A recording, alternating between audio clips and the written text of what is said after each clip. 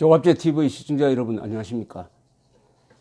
아베 일본 수상이 또 미국을 방문해 가지고 트럼프 대통령을 만나겠다고 합니다. 싱가포르 회담 전후일 것 같은데요. 그 목적은 두 가지일 겁니다. 하나는 미국이 약속해온 대로 북한의 완전한 핵 폐기를 이번에 양보하면 안 된다. 두 번째는 북한의 인권 문제, 특히 북한이 납치했다고 이미 고백한 일본인 납치자들을 다 돌려보내라는 요구를 해달라. 이것을 부탁하기 위해서 트럼프를 만나겠다고 합니다.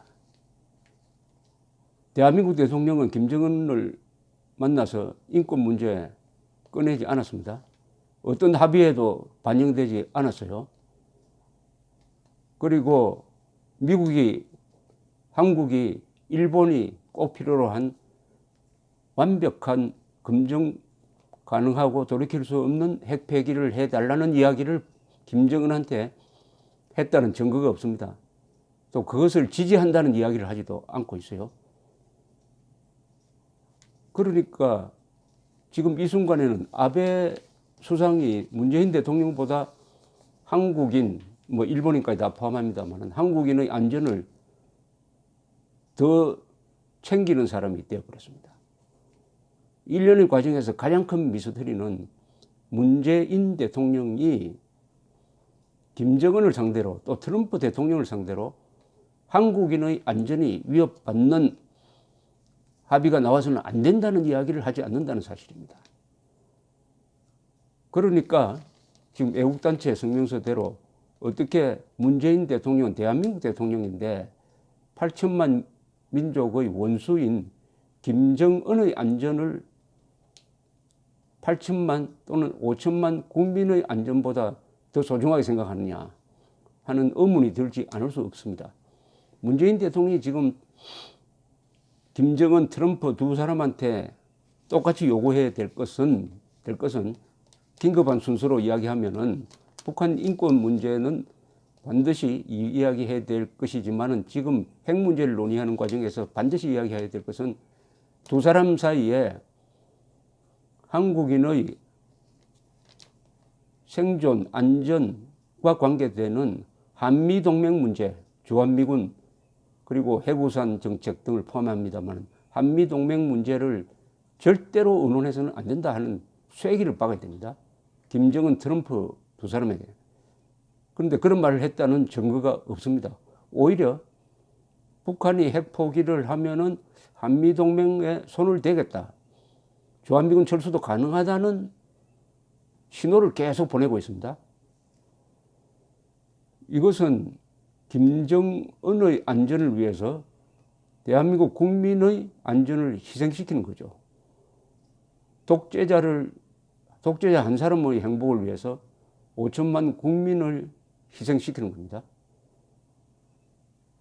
대한민국 5천만 국민이 독재자에게 바쳐지는 무슨 재물입니까? 더구나 이번에 지금 북한 지역에서 이루어지고 있는 미국과 북한 사이의 이 예비 접촉에서 북한이 주한미군 철수, 한미동맹 해체를 꺼냈을 가능성이 많습니다. 왜 그러냐 하면은 북한이 계속 핵을 폐기할 수도 있는데 전제 조건으로 적대 포기하고 체제 보장해달라고 하는데 그것은 그 내용이 뭐냐 하면은 2016년 7월 북한 정권 성명 형식으로 밝힌 체제 보장 5개 원칙입니다. 북한이 말한 체제 보장은 5개 이렇게 적혀 있습니다. 첫째, 남한 내 미국 핵무기를 공개하라. 둘째, 남한 내 모든 핵무기 기지 철폐하고 검증하자. 세 번째, 미국의 핵 타격 수단을 한반도에 전개하지 말라. 북한에 대한 핵 위협 및 핵 사용하지 않는다는 확약을 하라. 주한미군 철수를 선포하라. 여기 그 부수적으로 한미훈련의 축소 중지, 주한미군 감축, 평화협정, 미북 수교 등등 이런 게 이게 부수적으로 따르게 될 것입니다. 이건 한미동맹 해체하라는 겁니다. 그러니까 북한이 말한 체제보장은 한미동맹 해체, 더 나아가서 대한민국의 소멸, 연방제 적화통일에 있다는 것은 북한이 먼저 이야기를 했으니까 명백한 사실이고, 이게 미국과 북한 사이에 북한에 대한 체제 보장이라는 아젠다가 테이블에 올라오는 순간 그때부터 한국은 위기에 처한 거죠. 그런데 아베 수상은 수십 명 정도밖에 안 되는 납치자 문제 해결을 위해서 이렇게 몇 달 사이에 2번이나 트럼프 대통령을 찾아가서 지금 부탁을 하는 판인데, 대한민국 대통령은 김정은을 2번 만나고 트럼프 대통령을 만나서 왜 한국인의 안전을 지켜주는 한미동맹을 반드시 지켜야 되고 여기에 손대면 안 된다는 이야기를 왜 하지 않을까요? 이게 최대의 미스터리입니다. 왜 문재인 대통령이 하는 이야기를 다 모아보면은 거의 대부분이 김정은의 안전을 걱정하는 이야기고, 대한민국 국민과 국군의 안전을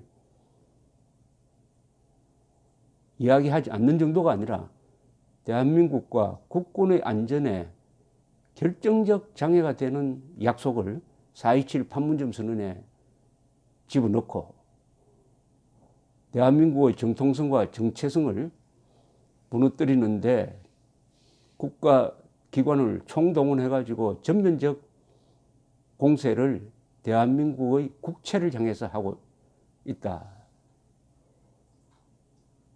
이게 어떻게 보면은 북한 핵보다 더 위험한 것은 이런 문재인 정권입니다.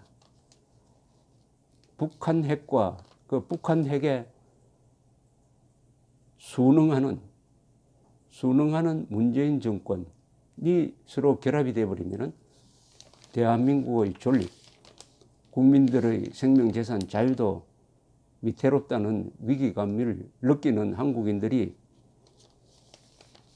과연 몇 명이냐.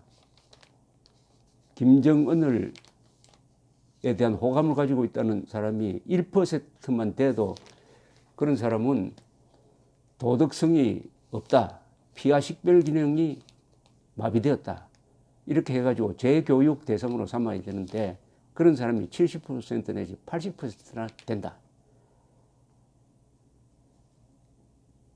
그러니까 자유는 공짜라고 생각하는 사람, 자유를 공짜라고 생각하는 사람은 대한민국이 누리고 있는 이 문명도 공짜라고 생각하는 사람이겠죠. 공짜는 누가 빼앗아 가도 또 누가 훔쳐가도 별로 아깝게 생각하지 않게 될 것입니다. 지금 대한민국에서 벌어지고 있는 한반도 비핵화라는 사기는 그 안에 여러 가지 사기 조건이 다 포함되어 있습니다. 완전한 비핵화란 말도 사기고, 체제 보장을 해달라는 말이 진정한 체제 보장이 아니라 김정은의 행복을 보장해달라는 의미에서 이것도 사기고, 북한이 말하는 민족 공조도 사기고, 풍계리 핵실험장 폭파가 핵 폐기의 1단계라고 하는 것도 사기고, 이게 다 사기판인데 사기에서 제일 중요한 것은 바람 잡는 사람입니다. 혼을 빼는 사람이 있어야 돼요. 그 혼을 빼는 역할을 대한민국이 문재인 대통령이 해주는 게 아니냐 하는 생각이 확산되고 있습니다. 사기판이 언젠가는 들통이 나는데 사기판이 들통날 때는 반드시 피해자가 생깁니다. 다치는 사람이 생겨요. 다치는 사람. 문제는 그 다치는 사람이 대한민국 국민일 수가 있다. 이 사기판의 가장 큰 피해자가 사기 벌린 사람이면 괜찮겠는데 그것은 인과응보지만은 대한민국 국민일 수도 있다. 그럼 대한민국 국민의 책임은 없느냐? 우리가 살아야 되겠다. 적과 악은 싫다. 우리는 한미동맹을 강화하면서 한반도에 강력하고 통일되고 번영하고 자유로운 나라를 만들어야 되겠다는 이 결심, 헌법의 명령을 부담스럽게 생각하면서 적과 악과 동거하겠다. 그것도 같은 방에서 동거하겠다는 이른바 연방제 통일, 그것도 괜찮다.